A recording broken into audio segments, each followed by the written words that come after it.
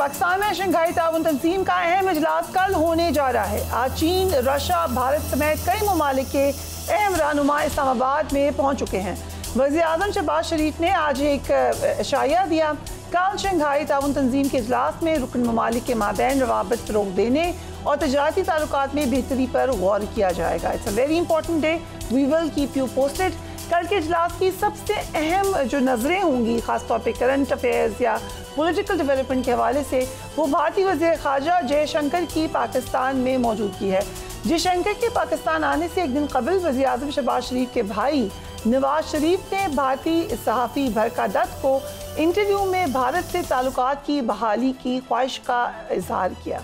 नवाज शरीफ साहब ने भारतीय सहाफ़ी के सामने कश्मीर में जारी मज़ालिम और आर्टिकल 370 की बहाली के पाकिस्तान के असूली मौक़िफ़ का जिक्र बिल्कुल भी नहीं किया। नवाज शरीफ साहब फॉर्मर प्राइम मिनिस्टर भूल गए कि चंद दिन कबल ही शहबाज शरीफ साहब जो कि प्राइम मिनिस्टर हैं इस वक्त, अक़वाम मुत्तहिदा में भारतीय मज़ालिम पर बाकायदा तौर पर आवाज़ उठा चुके हैं। ज़रा देखिए। Thoughtlessly, India has spurned Pakistan's proposals for a mutual strategic restraint regime. Its leadership has often threatened to cross the line of control and take over Azad Kashmir. Let me state in no uncertain terms that Pakistan will respond most decisively to any Indian aggression. India must reverse every day in the killing fields of Palestine and in the pristine valleys of occupied Jammu and Kashmir. Apart from conflicts, the 21st century has brought a cascade of crises, including the reversal of development and the mounting impact of climate change. हमारे साथ कमर चीमा साहब मौजूद हैं। Thank you so much for joining us Cheema साहब। यकीनन it's a big day for Pakistan tomorrow in particular, लेकिन जो भारतीय वज़ीर ख़ारजा पाकिस्तान में मौजूद हैं, इसकी इम्प्लिकेशन क्या है? और कल जो नवाज शरीफ साहब ने स्टेटमेंट दी है, उसको आप कैसे देखते हैं? बहुत शुक्रिया। देखिए, पहली बात तो यह है कि नवाज शरीफ साहब को इस चीज़ को समझना चाहिए था कि उनका एक स्टेचर और मोहतरमा मरियम नवाज शरीफ साहब का जो स्टेचर वो ये है कि अगर उन्होंने इंडियन सहाफ़ी से मिलना था तो किसी डेलीगेशन में मिलते। क्या पाकिस्तानी सहाफ़ियों को भारतीय साबिक़ वज़ीर-ए-आज़म या भारतीय लीडरशिप इस तरह एक्सेस देती है? एक बात। और दूसरी बात यह है कि हमें इस चीज़ को समझना चाहिए कि Shahbaz Sharif as a prime minister and otherwise कई दफ़ा भारत को टॉक्स का, बातचीत का कह चुके हैं, लेकिन भारत की तरफ से हमने कभी रिस्पांस नहीं सुना।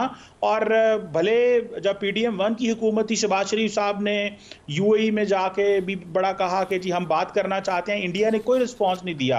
हाँ, अगर वाकई वो चाहते हैं, नवाज शरीफ चाहते, तो नवाज शरीफ साहब को चाहिए था कि कोई अपनी पर्सनल एमिसरी भेज देते, कोई बात करते। लेकिन इस तरह अब इंडियन मीडिया के अंदर ये उछाला जा रहा है जी कि पाकिस्तान जो है वो हर कीमत पर बात करना चाह रहा है, मोदी साहब क्यों नहीं आए। मेरा नहीं ख्याल कि ये कोई मुनासिब चीज़ थी जो कि नवाज शरीफ साहब ने की है। बहरहाल जो हुआ सो हुआ। लेकिन जो डॉक्टर जयशंकर की आप बात कर रही हैं, मैं समझता हूं कि उनका आना खुशाइंद है। 8 साल के बाद एक किसी इंडियन ऑफिशियल का पाकिस्तान आना और ऑफिशियली हैंडशेक करना, it's a good step in right direction. हम वेलकम करते हैं उनको। लेकिन at the end of the day इसमें जारी बात है, कोई बायलैटरल नहीं है और इंडिया ये सिर्फ हमारे लिए नहीं आया, अपने लिए आया है। इंडिया को पता है कि अगर हम नहीं जाते वहां पे तो वहां पे एक कंसेंसस डॉक्यूमेंट तैयार होना है, उसमें उनकी एब्सेंस में कोई मसले हो सकते हैं, उनकी मर्जी का डॉक्यूमेंट नहीं हो सकता। सो इंडिया डेफिनेटली अपनी उन चीजों को देखते हुए यहाँ पे आया। राइट। जयशंकर एक ऐसे वक्त में पाकिस्तान पहुंचे जब उनका मुल्क कनाडा के साथ खराब सफारती ताल्लुकात का सामना कर रहा है। खालिस्तान तहरीक के रहनुमा हरदीप सिंह नजर के कत्ल का इल्जाम में कनाडा ने भारतीय हाई कमिश्नर समेत 6 एहलकारों को मुल्क से बेदखल कर दिया। उनकी और हमने ये भी देखा कि जो कैनेडियन वज़ीर-ए-आज़म हैं, उन्होंने भी बड़ा सख्त बयान दिया है। कमर चीमा साहब, क्या वो जो बादल हैं इस वक्त वो मंडला रहे हैं इंडिया के ऊपर? माइकल कुगलमैन की भी मैं ट्वीट पढ़ देती हूँ, he is an analyst, US based analyst. वो कह रहे हैं शंघाई ताउन तंजीम के इजलास पाकिस्तान के लिए आलमी सतह पर अपनी साख मनवाने का सुनहरी मौका है। अपोजिशन के मुजाहरे मनसूख होने और भारत की आलमी सतह पर मनफी हेडलाइन बनाने से पाकिस्तान को इजाफी बोनस मिला है। सो जो कनाडा के साथ मामला है, क्या इससे पाकिस्तान को इजाफी बोनस मिला है? देखिए, कनाडा ने भारत को ये कहा है कि भारत कनाडा के अंदर दहशतगर्द जमातों को लेके आया, उनको स्पॉन्सर किया और कनाडा के अंदर दहशतगर्दी करवा रहा है। इस सिलसिले में उन्होंने उनके डिप्लोमेट्स तो निकाले हैं। वो ये भी उम्मीद करते हैं कि शायद जो कनाडा है वो भारत के होम मिनिस्टर अमित शाह को भी सैंक्शन कर सकता है, क्योंकि अमेरिकी अखबार वाशिंगटन पोस्ट के मुताबिक अमित शाह साहब ने इसका ऑर्डर दिया था। अब देखना है कि जो फाइव आइज इंटेलिजेंस अलायंस है वो और जो G7 है वो भी इस हवाले से जानते हैं कि इंडिया की ये जो इन्वॉल्वमेंट है ये पकड़ी गई है, और अब इंडिया ने अमेरिका के अंदर एक जो अपनी टीम भेजी है अमेरिका को साबित करने के लिए कि इंडिया किसी किस्म की जो एक्स्ट्रा जुडिशियल किलिंग है उस सिलसिले में अमेरिका में इन्वॉल्व नहीं है। सो मुझे लगता है कि इंडिया के लिए मुश्किल वक्त जो है वो आ गया है इस वक्त। और एक अहम डेवलपमेंट ये हो रही है कि एक जानिब जो SCO हो रहा है, दूसरी जानिब इसराइल की लेबनान और फ़लस्तीन में नस्लकुशी बाकायदा तौर पर जारी है। इसराइल ईरान की जानिब से हमले का जवाब देने की भी तैयारी कर रहा है। कह रहा है अमेरिकी अखबार वाशिंगटन पोस्ट, जिनके मुताबिक इसराइल ने अमेरिका को ईरान पर हमले की पेश की इतला दे दी है। अखबार ये कह रहे हैं चीमा साहब कि इजरायली वज़ीर आज़म नेतन्याहू ने अमेरिका से कहा है कि इसराइल ईरान की जौहरी या तेल तनसीबात पर हमला नहीं करेगा। रिपोर्ट के मुताबिक नेतन्याहू ने बताया है कि हमले का हदफ और निशाना ईरानी फ़ौज को बनाया जा सकता है और इस हवाले से इसराइल की इस मनसूबाबंदी कर रहा है। रिपोर्ट ये भी कह दी है कि मामले से वाकिफ 2 एहलकारों का हवाला इसमें मौजूद है जिन्होंने ये बात कन्फर्म की है। चीमा साहब, व्हाट इज़ द पॉसिबिलिटी?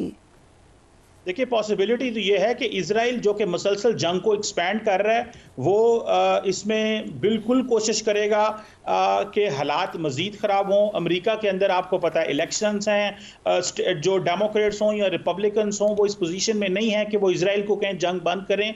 सो मुझे ऐसा लग रहा है कि मिडल ईस्ट की जंग फैल रही है और इसके ऊपर जो यूरोप है वो बड़ा परेशान है, क्योंकि जो लेबनान है उसकी ऊपर जितना भी हमला होता है, माइग्रेशन होती है, तो यूरोप डायरेक्टली इम्पैक्ट करेगा। वो मेडिटरेनियन सी के ऊपर है और इसमें फ्रेंच प्रेसिडेंट एमानुएल मैक्रोन कई दफ़ा कह चुके हैं कि अगर हम वाकई सीज फायर चाहते हैं तो हमें इजराइल को असला देना बंद करना होगा। अब थर्ड मिसाइल सिस्टम भी, जो डिफेंस सिस्टम भी इजराइल के पास आ रहा है, उनके पास ट्रेंड फौजी नहीं है जिसके लिए अमेरिकन फौजें भी वहां पहुंच रही हैं। सो लग ये रहा है कि मुश्किलात हैं। यही वजह है कि शायद ईरान के जो प्रेसिडेंट है वो भी पाकिस्तान नहीं आए।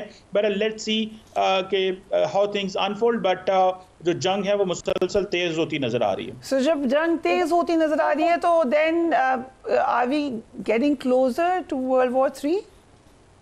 नहीं, मैं इसको it will be too early to say world war 3। But एक चीज़ तो बड़ी क्लियर है कि इस जंग के नुकसानात तो हो सकते हैं। ग्लोबल सप्लाई चेन मुतासर हो सकती है। दुनिया में जो है वो एक नई जो आर्म्स रेस शुरू हो सकती है। मिडल ईस्ट बड़ी मुश्किल से अपने आप को बचा रहा है, वो भी इस जंग में जा सकता है। अगर ईरान पे हमला होता है, ईरान हमारे बॉर्डर पे बैठा है, हमें भी केयरफुल रहना पड़ेगा कहीं पे ईरानी जो इजरायली है कुछ मिसकैलकुलेशन ना कर दें। हमारी एयरफोर्स को केयरफुल रहना होगा, हमारे डिफेंस सिस्टम को केयरफुल रहना होगा। I think it's a delicate time but we have to be very careful on this. Right.